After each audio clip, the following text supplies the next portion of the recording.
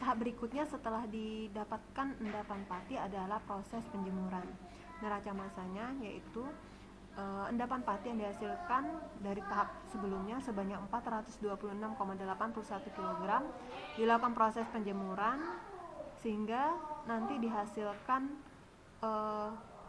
tepung tapioka, pati tapioka kasar sebanyak 298,67 kg. Nah, selain itu apa yang keluar? Karena ini proses penjemuran, berarti air yang terkandung dalam endapan pati basah tadi akan menguap. Nah, selain itu juga ada losis yang atau kehilangan disebabkan karena proses penjemuran. Mungkin ada yang tercecer atau tersenggol kemudian jatuh atau mungkin tertiup angin. Jadi ditotalkan di sini jumlah air yang menguap dan tepung tapioka atau pati tapioka yang losis itu sebanyak 128,14 kg. Nah, dari proses ini limbah yang muncul yang teridentifikasi adalah berupa tepung tapioka kasar yang losis atau hilang yang mungkin disebabkan karena diterbangkan oleh angin. Opsi produksi bersih yang bisa dilakukan pada tahap proses penjemuran ini adalah mengumpulkan kembali tepung tapioka yang berserakan akibat diterbangkan oleh angin. Nah, itulah hasil identifikasi kita sebelum melakukan proses penerapan produksi bersih di setiap tahapan proses pembuatan pati tapioka.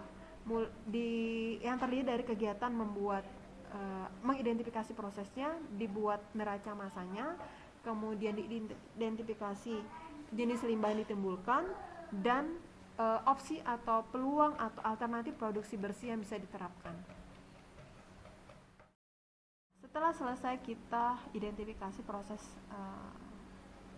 produksinya, neraca massa, limbah, dan opsinya, selanjutnya adalah perhitungan biaya dari alternatif produksi bersih yang ditawarkan pada industri tapioka. Namun sebenarnya harusnya sebelumnya ini adalah analisis mengenai teknologinya terlebih dahulu. Di situ kan tadi ada beberapa opsi, misalnya buat biogas, buat memanfaatkan air sisa cucian dan sebagainya. Itu teknisnya seperti apa? Butuh alat apa? Berapa banyak dan sebagainya. Nah, sebenarnya itu aspek teknologi tadi harus didasarkan oleh literatur atau referensi yang sudah ada. Kita lanjutkan terkait dengan perhitungan biaya alternatif. Di sini dibuat dalam bentuk tabel perhitungan biaya dari masing-masing opsi tadi.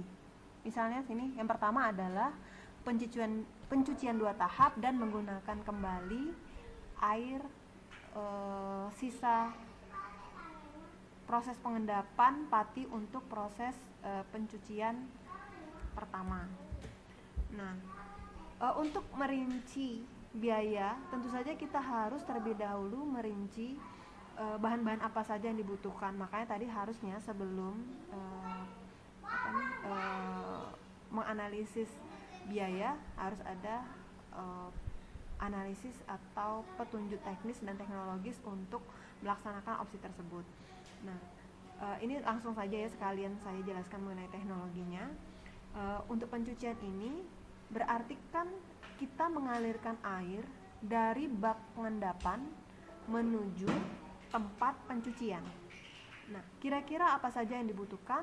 Di sini disebutkan ada paralon, gitu ya. Yang dibutuhkan adalah paralon. Nah, oleh karena itu biaya yang dibutuhkan untuk memanfaatkan air sisa pengendapan tadi untuk pencucian adalah dengan membeli paralon. Misal di sini dibutuhkan paralon sebanyak 6 meter. Nah, ini sebenarnya contoh saja ya, secara kasar. Nah, nanti kalau memang ada tugas atau penelitian yang memang dirincikan betul apa saja yang dibutuhkan. Sebenarnya mungkin tidak paralon saja, apa seperti itu ya.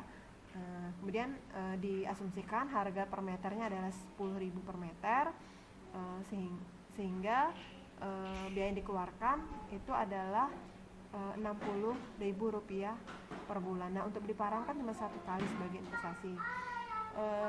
Kemudian di sini dihitung berapa air bersih yang dibutuhkan pada proses biasa seandainya tidak diterapkan pencucian menggunakan air pengendapan, dan berapa air bersih yang dibutuhkan kalau opsi produksi bersih ini diterapkan. Di sini tentu saja memang benar-benar kalau kita nanti meneliti gitu ya, kita hitung betul seperti itu.